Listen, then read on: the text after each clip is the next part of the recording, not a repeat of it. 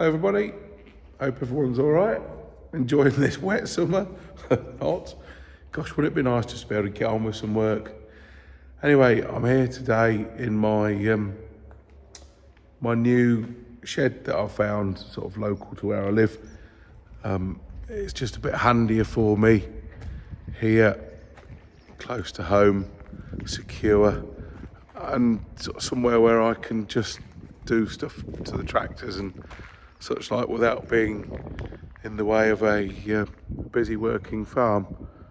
So as I say, I'm going to give you a little bit of an update on the old 550 situation today. Some good, some not so good news on them, but I think I'm sort of fairly quickly realising that that's ownership of old tractors. Here we go. This is the shed that I found. It's a real nice size, loads of space in it, loads of space for what I want to do.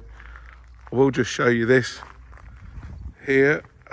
Picked these up a few weeks ago from down in Surrey. Found them on eBay. Didn't think they looked too much money, and so I bought them. Massey Ferguson 28 discs. They need a bit of work. There's a few broken discs. I might end up redisking it completely, I don't know. But what I really liked about it was the fact that nearly all the stickers are still in place and the original paint is still there. The supplying dealers stickers still there. So anyway, that's a job for the future. I don't suppose I'll get around to doing much with these for a while, but I say I bought them from Surrey, and yeah, looks like they probably were on the same farm from new, perhaps. Anyway, that's the 28 discs. I was sort of thinking that I'd put them behind the 550, but one or two people have told me that they might just be a little bit too heavy for them. So anyway, we'll see. So this is the 550, the first one that I bought that runs well. You'll perhaps remember that we did the clutch on this a while back because the clutch was ridiculously high and it needed doing. And then we set to a few weeks ago now, trying to do some other jobs to it. It needed a water pump doing and various other things. And we ended up taking the front axle off because it was just easier to get access to do some things that we needed to do. So anyway, I've got a new water pump here. Had to buy a new pulley because the old pulley we couldn't get off the pump without breaking it. So anyway, that's going to go back on there. We've got some electrics to sort out on this 550. And hopefully, then that'll be it for that one. I'm hoping. I hopefully don't need too much more to do on that one. So yeah, that's that one. And down here I've got the bucket, forks and loader for the other 550, 40 loader. Get around to that another day.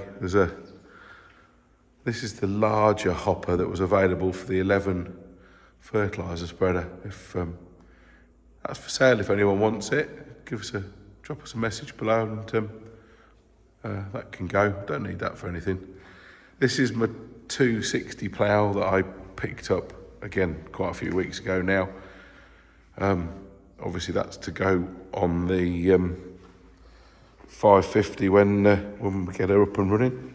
I'm sort of hoping that I might even get to that today. The light's not very good in here. Anyway, good news. When we were messing about with the other 550 a few weeks ago, and we realised that the water pump that I'd got was right, but the pulley on the tractor was wrong, we pulled this one apart just to get the water pump off this one, because it looked right, but actually it wasn't right. Ended up buying a new pulley anyway.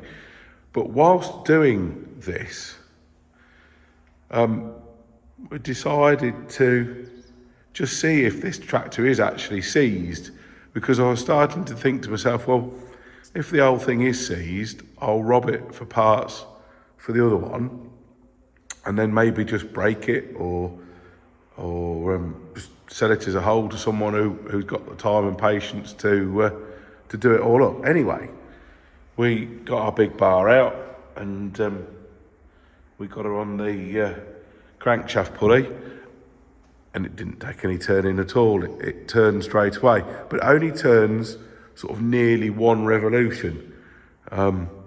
So the good thing is that it's not seized.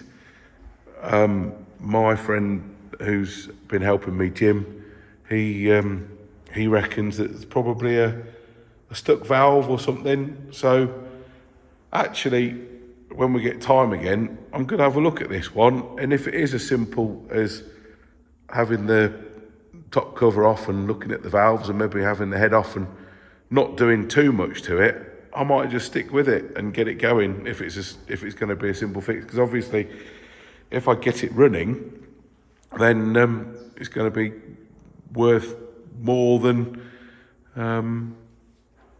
it is potentially seized. So that was a little bit of good news last time we were here. So anyway, today I'm going to have a bit of time and try and get the original 550 back together and up and running, and we'll see where it takes us. Yeah, I'll catch up with you again soon.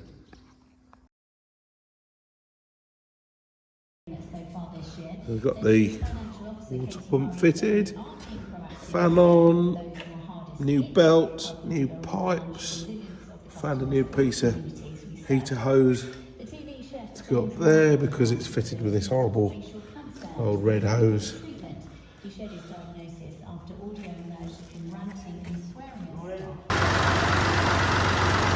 She has life, it lives again.